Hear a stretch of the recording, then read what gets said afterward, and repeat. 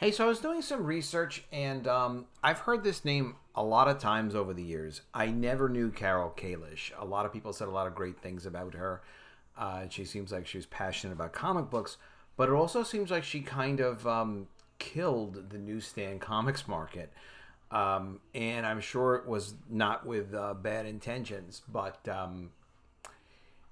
she sort of did. So let's get into the article. I'll go over it with you. So, look, this is from cited from historical accounts from Jim Shooter, former editor in chief of Marvel Comics, as well as Chris Claremont. They were in the room. They knew what was going on, and Shooter was trying to stop the newsstand comics market from being destroyed, even though the direct comics market was taking off and doing very well. Now, we'll get into those details. Carol Kalish, I knew at the time was very big on promoting the direct market from Marvel, and it was an interesting time when Marvel started selling comics on a non-returnable basis, and comic book stores started to flourish and open. And Carol Kalish was very much tied in with the direct market. You'd hear her name often. But unfortunately, she died young. She died at 36. She was passionate about comics, and she's credited with pioneering the American comics direct market when it was in its adolescence, in part through a program where Marvel helped pay for comic book stores to acquire cash registers. And there were all sorts of things to support direct market comic book retailers, which is good, but was it necessary to actually kill the newsstand comics market for the direct comics market to be successful? Let's take a look at this article from The Beat. This actually goes back to 2012 from Comics Beat. And it's by Todd Allen. So today we keep seeing attempts to bring back limited versions of newsstand comics rack. And we see independent publishers, even former Comicsgate publishers, who are publishing some books and putting them in Walmart. We've seen other independent publishers that have put comics on newsstands. I've had comics on newsstands, not recently. I did it in, 94 or so, 93. Worked well for a few months, and then it worked terrible right after that. It's very, very difficult to sell on a returnable basis. But, basically, whoever does that is in for some serious, serious problems because it's incredibly challenging, and it changes from month to month. And it's always sort of a situation where you're hoping that everyone's paying attention, that you're always getting new people walking in off the street. Very few people are going and getting their monthly periodical that they're a fan of at that local returnable newsstand outlet or that Walmart or whatever it is. They're not going there to get the latest issue of College of the Dead or the Mermaids or even Cyberfrog, the amazing Cyberfrog. Like, people are not going there to the local Walmart to say, hey, I need to go out to Walmart and pick up my new periodical. They're just not doing it. So they're counting on a lot of walk-by traffic. But it used to work for comics when they were at the right price, and it potentially could have still worked. The problem was canceling the whole program. So in 2011, Barnes & Noble's program was starting to get press. Interestingly, in recent weeks, and this is going back to 2012, Jim Shooter and Chris Claremont made a number of comments about the demise of the newsstand comics system. Coming from these two, the opinions are a bit more interesting, as both were on top of the industry when things shifted over from the newsstand to the direct market in the early to mid 1980s. Shooter sums up the dying comics newsstand market like so. But can't do my Jim Shooter voice. All right, I'll do it. What seemed to be happening was this. The newsstand market, with its many tens of thousands of outlets, around 75,000 I think, served the 400 plus ID wholesalers in North America, was continually bringing in new readers. So what he's talking about with 75,000 outlets, he's talking about 75,000 places that were out selling newsstand comics. And they had pretty good information on this. It was not a time of great computers, but they did know how many outlets were selling comics. When they say served by the 4,500 ID wholesalers, these were places that sold returnable comics, magazines, some books, and they supplied all those local outlets. So 400 wholesalers instead of maybe just one, like 400 wholesalers, all independently, not all independently owned, but a lot of independents, some multiple owned operations. But it was active. There were a bunch of people out there trying to sell the books. Okay. And they were continually bringing in new readers. That was Shooter's point. Some of them became enthusiasts. Some of the readers became enthusiasts and found their way to comic shops. But newsstand buyers kept turning up to replace them. So as new readers would come in, they'd go to comic shops, and then people would tend to buy all their comics in comic shops. So it almost worked like a sales funnel. They would bring in the new people. They would get interested in comics. And then those kids would become customers of the comic store. Titles like G.I. Joe and Transformers and Star Wars helped attract new readers at the newsstands. Most people, especially kids, didn't know or care who Iron Man was, but every kid knew who G.I. Joe was. So sooner or later, a kid with Snake Eyes figure in his pocket was bound to pass a spinner rack somewhere. The newsstand cast a wider net. It funneled wannabe collectors into the comic shops. In a way, the spotty, unreliable, inconsistent nature of newsstand distribution was a good thing, because someone who just had to have every issue of a single title was more or less forced to seek out a comics shop. So, point being, yes, newsstand sales were effective. They were effective in getting up print numbers. They were effective in having new people discover the comics. We talk about that all the time. It'd be great for new people to discover comics. Well, yes, it's fantastic. It's just the economics have to work. And back then, they kind of did work, even though prices were much lower on comics. Shooter then sets up his idea to throw the newsstand a bone before it disappeared, and the conflict with Carol Kalish. Now, keep in mind, Carol Kalish, very innovative, very well spoken of. But the woman was 36 years old, so it's not like she was in comics for 25 years or anything like that. Shooter was in comics for a long time, and there were other people at Marvel that were in comics for a long time. And Newsstand was what brought comics to the game, and it was also part of what kept the discipline of having to make someone want to pick up the new comic every month. There was no SJW packing of the content or anything like that. You were forced to basically produce good stuff, or people wouldn't buy it. And there was immediate accountability at the publisher, because if the publisher wasn't producing good stuff that brought in new readers and made older readers want to continue to buy, they weren't considered, they'd be screwed. The publishers would lose the money, the books wouldn't sell, the publisher would go out of business. So this is how Shooter explained his conflict with Carol Kalish and his idea to save the newsstand market as a complement to the direct market. As the direct market boomed, increasingly it became the focus at Marvel. It was a low margin business, but it was a firm sale. What does he mean by a low margin business? Instead of comics being sold at 50% off of cover price, they were sold at 60% off cover price, but on a non-returnable basis, which means that the distributors assumed all the risk, which is then later passed down to retail stores. We knew, okay, it was pretty easy. It was a firm sale, meaning non-returnable, and it was pretty easy to target direct market consumers. We knew what they wanted. It was like shooting fish in a barrel. Carol Kalish loved it. Direct market success meant success for her. She pushed it hard to make it our main business.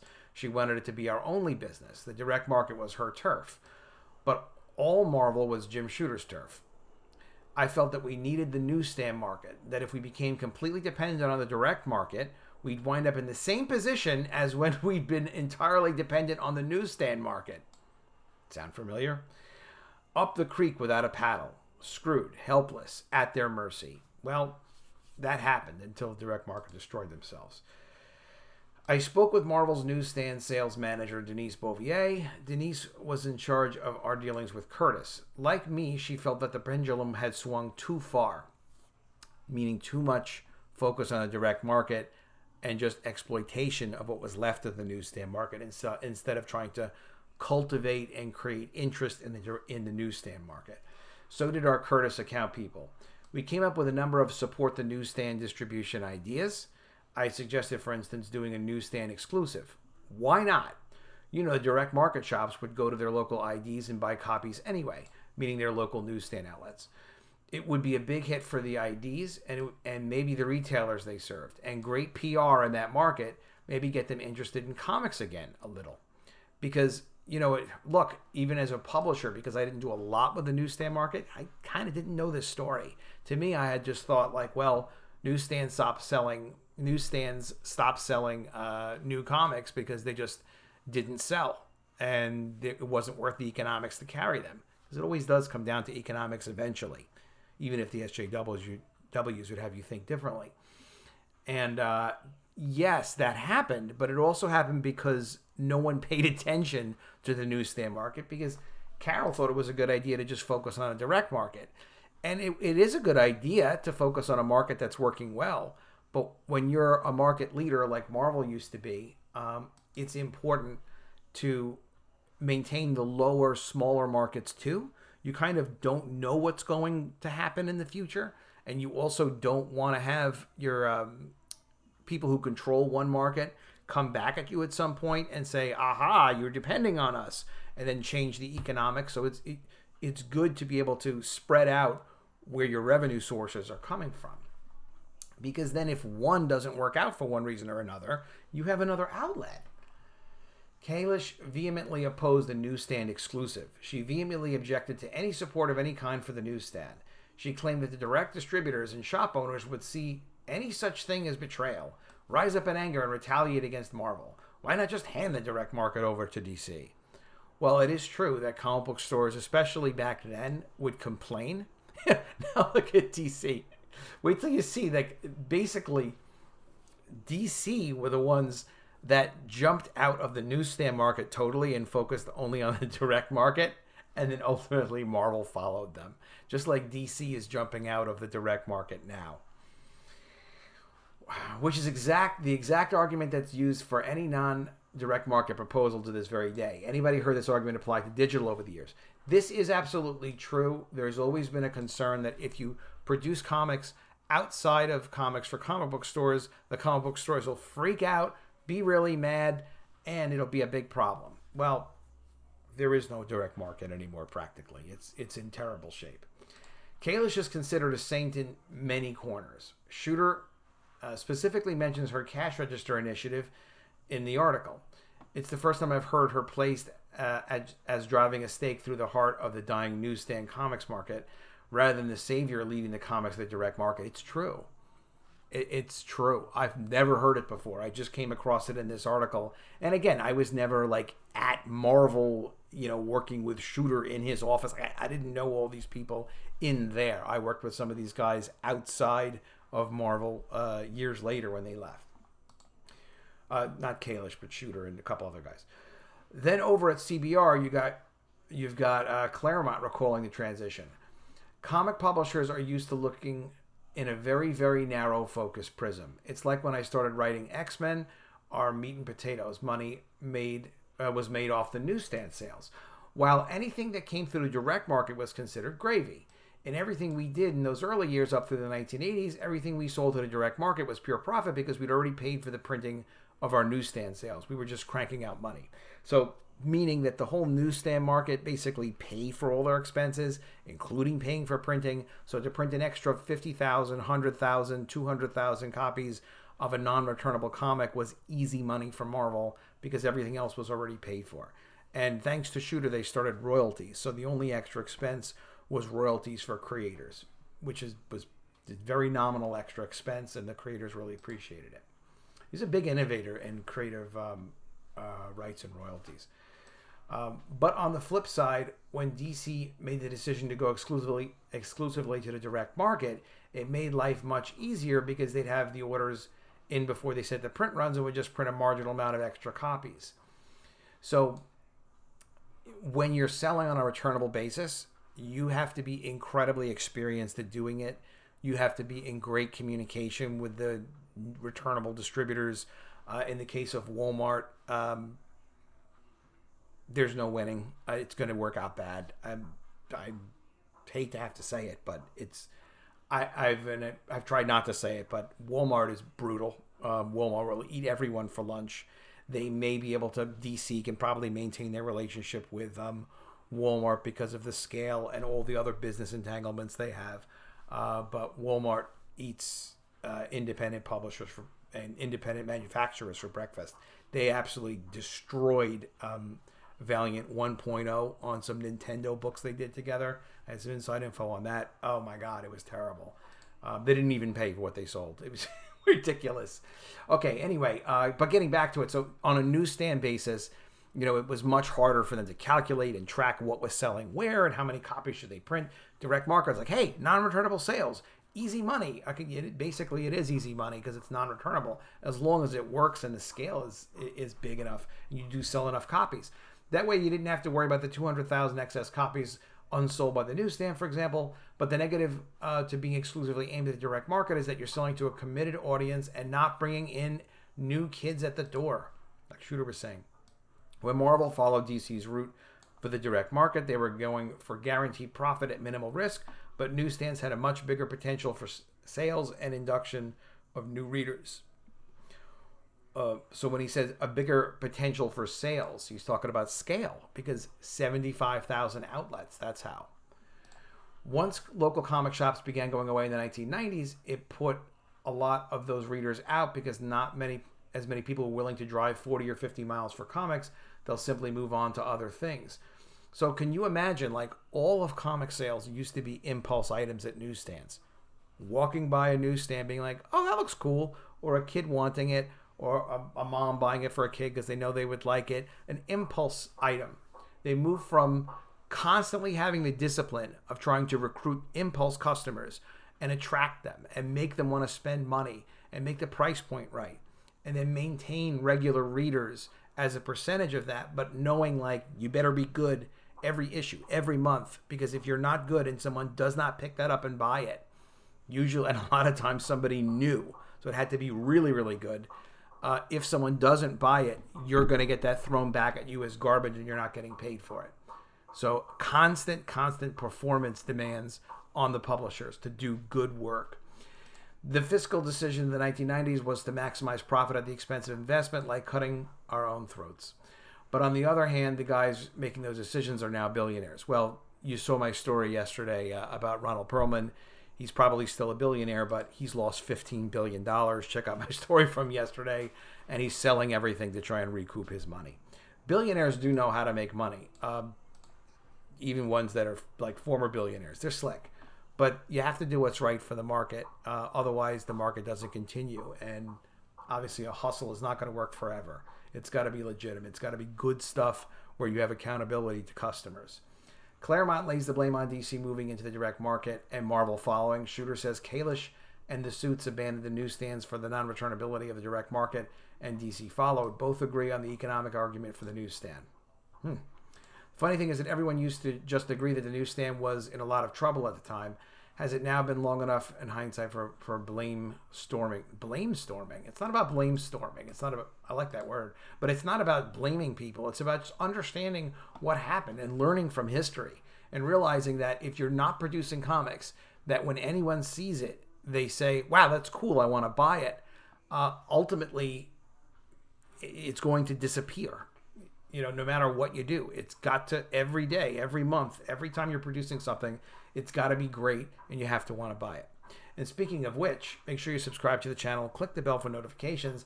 And if you want to support my work and check out my comics, collegeofthedead.com. It's my most current book. And you can get a copy of College of the Dead Graduation Day, where college costs you an arm and a leg. It's an ongoing zombie apocalypse series, and it's really well done. It's full color. It's complete. It ships now, and it's the second in an ongoing series. You can also get the prequel. And we're going to have a third one coming out soon called College of the Dead Spring Break, which is very cool. Also, check out epicmermaids.com and get on my mailing list for the Mermaids. It's a full-color ongoing series. It's going to be launching in October, very soon. So make sure you're on the email list so I can send you an email, let you know when it launches, and I'd love to have your support on that. Of course, it's free to sign up for the email. I will see you again soon with another video. Leave me comments below. Tell me what you think. Did you know that Newsstand Comics were killed by this innovative young woman, 36 years old, and didn't want there to be a Newsstand Comics market, apparently. didn't want to support the Newsstand or was afraid to support the Newsstand comics market. I hadn't heard this story. Let me know what you think of this article. It's kind of interesting. I think there's a lot to learn about it and lessons to take from it. And as I say, I will see you again with another video. And if I don't see you, I will miss you.